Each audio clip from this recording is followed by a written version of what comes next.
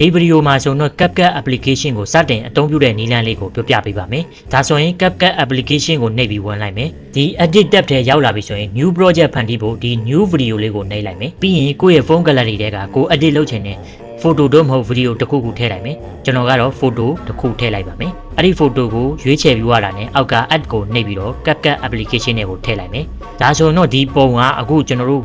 CapCut ရဲ့ new project တွေကိုရောက်ရှိလာပြီ။ဗီဒီယို play မယ်ဆိုရင်ဒီလိုလက်နဲ့ပုတ်ပြီးတော့ play လို့လည်းရတယ်လို့ကျွန်တော်တို့ဒီပုံရဲ့အောက်က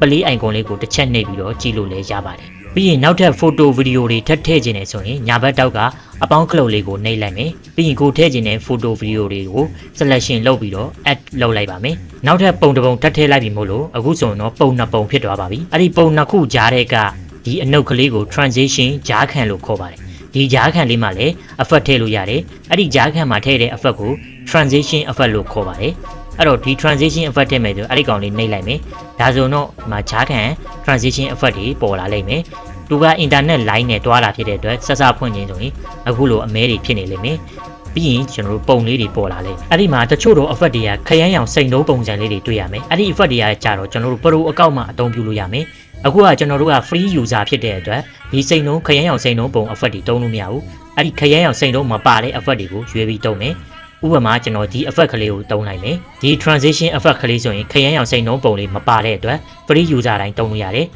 တုံးပြရပြီဆိုတော့အလဲမှာဒီလို infinity icon လေးနဲ့တွေ့လာလိမ့်မယ်အခုကျွန်တော်ဖွင့်ကြည့်အောင်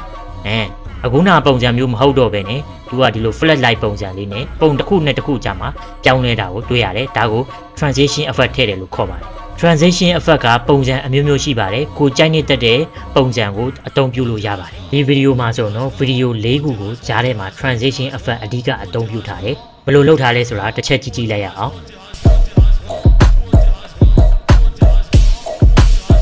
Okay ဒီ transition effect လေးကဘာလေးလဲဆိုတာတစ်ချက်ထောက်ကြည့်လိုက်မယ်အဲ့ဒီ transition လေးကိုနှိပ်လိုက်မယ်